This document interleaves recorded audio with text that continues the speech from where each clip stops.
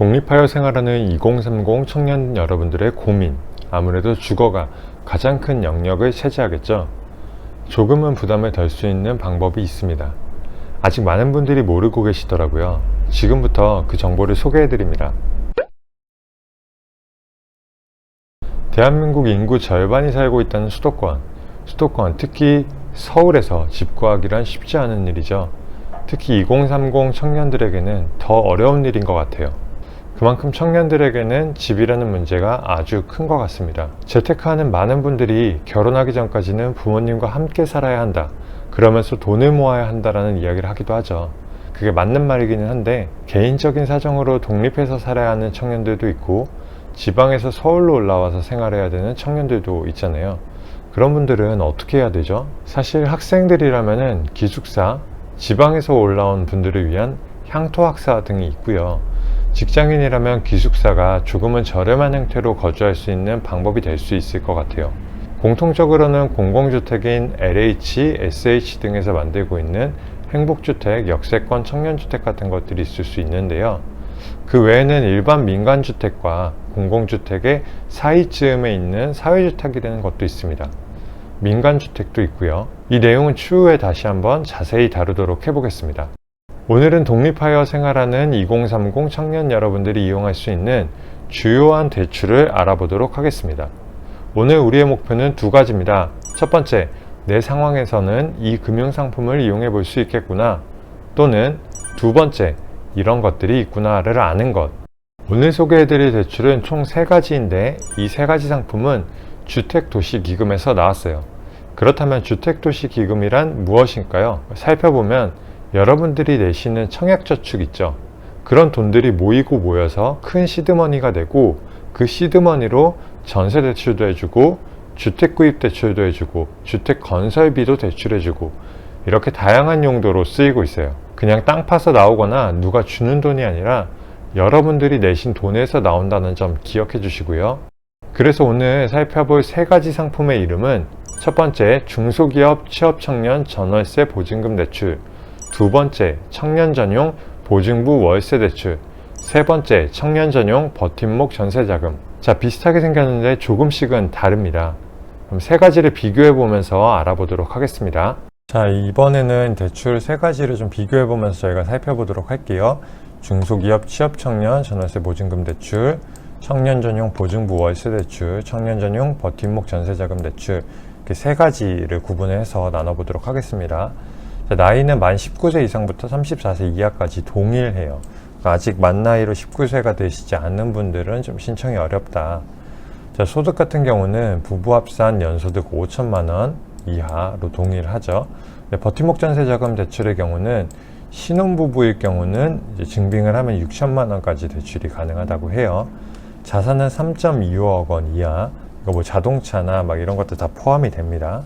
자, 그 다음 살펴보면은, 사실 앞에 거는 뭐 막 그렇게 엄청 중요한 것이 아니라 가지고 웬만한 분들은, 이거 고민하시는 분들은 다 가능하실 것 같아요.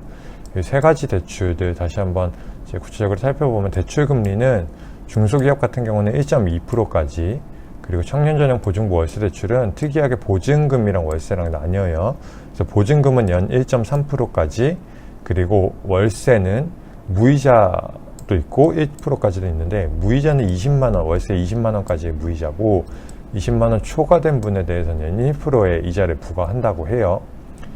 자, 그리고 청년 전용 버팀목 전세자금 대출의 경우는 연 1.5에서 2.1까지 조금 스프레드가 넓은 편입니다. 상대적으로 다른 거에 비해서 대출 금리가 좀 높은 편이죠. 지금 여기 3가지 굳이 살펴보면은, 중소기업 취업 청년 전월세 보증금 대출이 중소기업에 계신 분들한테 좀 유리하다고 볼 수 있을 것 같아요. 자, 그 다음 대출 한도를 보시면은 역시 이게 가장 큽니다. 최대 1억 원까지 가능하고요. 청년 전용 보증부 월세 대출의 경우는 보증금은 최대 3,500만 원까지, 월세금은 최대 1,200만 원인데 이걸 24개월 기준으로 환산하면 월 50만 원까지 가능한 거예요. 자, 그리고 청년 전용 버팀목 전세자금 대출의 경우는 최대 7천만 원까지 가능해요. 이게 임차 보증금의 80% 이내라고 했지만, 여러분들이 혹시 1억 원짜리 집이다, 1억 원짜리 보증금을 가진 집이다라고 했을 경우는 이제 80%만 8천만 원이잖아요. 8천만 원까지 나오지 않는다, 7천만 원까지 나온다, 이렇게 해서 여유자금이 3천 정도 가지고 있어야겠죠. 대출 기간은 최대 10년까지로 동일합니다. 근데 이게 2년마다 갱신을 해야 되니까 최대 10년까지 다 채우지 못할 수도 있어요. 어쨌든 최대 10년까지 가능하다, 이렇게 기억해 주시면 좋을 것 같고요. 마지막으로 이 세 가지가 어디를 들어갈 수 있냐, 이거 좀 살펴볼게요. 이게 또 중요하잖아요. 자, 중소기업과 버팀목 전세자금 같은 경우는 동일해요. 전용 면적이 85제곱미터 이하면 가능한데요. 중소기업 취업청년 같은 경우는 보증금 2억 원까지 가능한데 버팀목은 보증금 1억 원까지만 가능해요. 조금 아쉬운 부분이 있죠. 청년전용 보증부 월세 대출의 경우는 60제곱미터 이하만 가능하고 보증금은 5천만 원, 월세금 70만 원까지 적용이 되는데 이게 1월 24일부터 바뀌어서 적용이 돼요. 그래서 막 인터넷 찾아보시면은 요 전 버전들 많이 보실 거예요. 그래서 1월 24일부터 이렇게 바뀐다, 이렇게 봐주시면 될 것 같고, 좀 아쉬운 점이 요거 같은 경우는 공공주택에는 이게 해당이 안 돼요. 그래서 뭐 행복주택이나 뭐 이런 데는 들어가실 수가 없으세요, 이 대출로는. 근데 이제 중소기업과 청년전용 버팀목은 가능하세요. 이 두 가지는 모두 가능하십니다. 자, 그리고 이 보증부 월세 대출에서 또 중요한 점이 민간만 그래서 가능한데 역세권 청년주택, 역 근처에 짓는 청년주택 있죠. 이게 이제 공공에서 짓는 것도 있고 민간에서 짓는 것들이 있는데 민간은 가능하다고 해요. 민간에서 짓는 역세권 청년주택은 가능하다, 이거 기억해 주시면 될 것 같고, 자, 마지막으로 중소기업 취업청년 같은 경우는 아무래도 이름처럼 여기에 다니는 친구들에게 혜택을 또 주고 싶다라는 게 정책이다 보니까 중소기업에 취업하신 분들이나 또 청년 창업자, 요거 증빙하면은 이 두 분들한테는 대출이 가능하다 보실 수 있을 것 같고요. 공공임대주택에 현재 입주하고 있는 경우는 이 대출을 사용하실 수가 없으세요. 공공임대주택에 입주하는 경우는 불가능하다. 이게 조금 아쉬운 점이긴 하네요. 자, 여기까지 이 세 가지 대출 좀 비교해서 살펴보았는데요. 어때요? 좀 도움이 되셨나요? 자, 다시 정리를 해볼게요. 나이는 만 19세 이상부터 34세 이하까지 동일하다. 연소득은 약 5천만 원까지. 대신에 이제 버팀목 같은 경우는 신혼부부 6천만 원까지 가능하다. 자, 자산 3.25억 원 이하.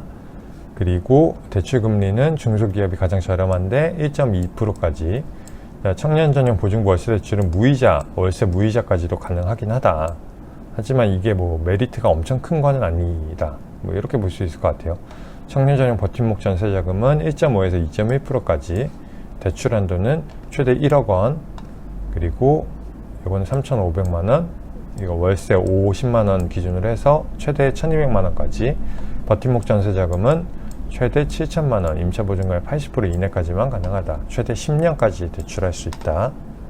자, 마지막으로 대상주택은 85, 중소기업과 버팀목은 85고, 보증금은 중소기업은 2억 원까지, 청년전용은 1억 원까지 가능하다. 자, 공공주택일 경우는 이제 불가능한 게 이제 청년전용 보증부 월세 대출은 공공주택은 불가능하다. 대신에 역세권 청년주택, 민간에서 지은 데는 가능하다.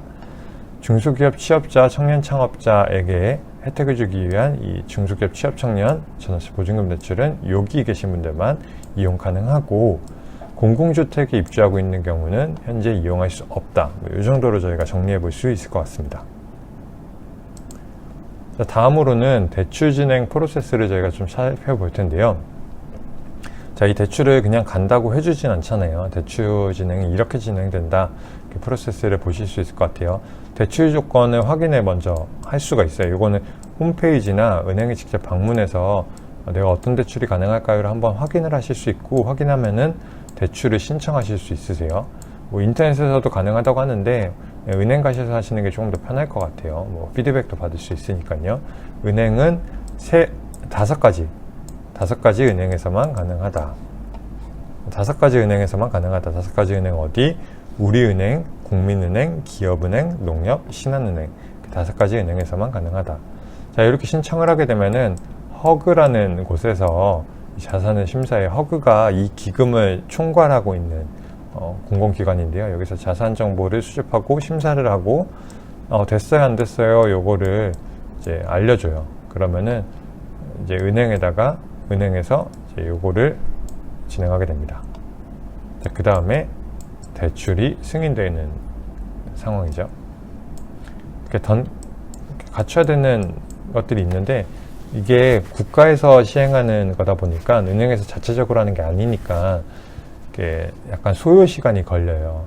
서류를 제출하고 나서 행정적으로 처리하는 시간들이 좀 있으니까 이렇게 급하게 가시면 좀 어려울 수 있고 여유 있게 가시는 걸 권장해 드립니다. 자, 그러면은 어디로 가서 대출을 상담하면 되나, 이런 고민들이 되실 텐데요.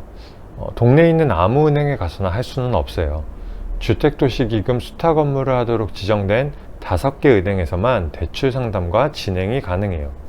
우리은행, 국민은행, 기업은행, 농협, 신한은행, 이렇게 5곳이죠. 주거래은행이 아니더라도 꼭 여기에 가야만 해요. 또 은행에 갈 때 챙겨가면 좋은 서류들을 알려드릴게요. 챙겨서 상담받으시면 보다 정확한 피드백을 받으실 수 있을 거예요. 조금은 다를 수 있으니까 대략 이런 정도의 포맷이라고 생각해 주시면 되고, 자세한 내용은 은행에서 한 번 더 상담해 주시면 좋겠습니다.